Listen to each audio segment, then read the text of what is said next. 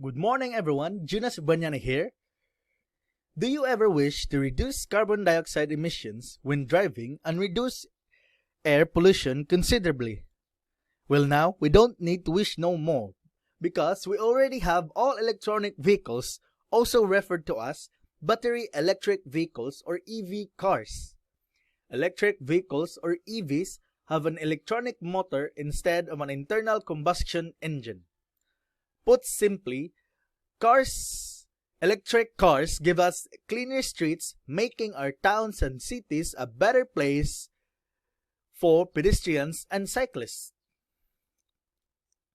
EVs provide economic benefits to the state by reducing fuel costs and shifting consumption away from imported oil to more locally produced electricity sources. Electric vehicles have a smaller carbon footprint than gasoline-powered cars.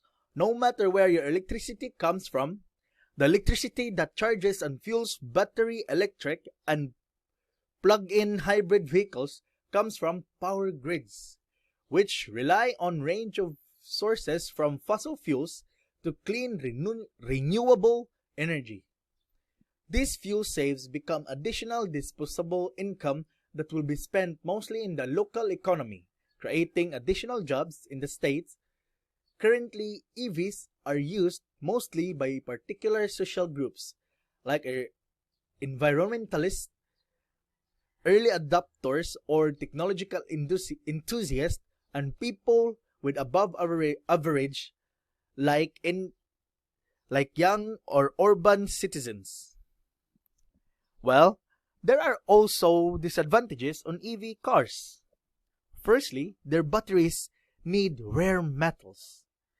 Electric vehicles require 6 times the amount of minerals of conventional cars. That includes mineral commonly used in all cars such as copper and manganese, but also some that are specific to lithium-ion battery production, such as lithium, cobalt, nickel, and graphite. And the second disadvantage of EV cars is electric cars can be expensive to buy. Purchasing an electric vehicle isn't cheap. The additional cost of buying an electric car instead of conventional one primarily comes from the battery.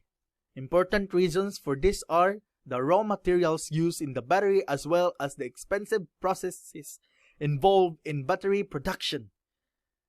But electric cars are becoming much cheaper to make because battery electric vehicles or EV prices have already fallen dramatically and are expected to reach parity with petrol and diesel cars between 2025 and 2027 and be cheaper very, very soon. And the third disadvantage is that you can't drive as far as an electric car.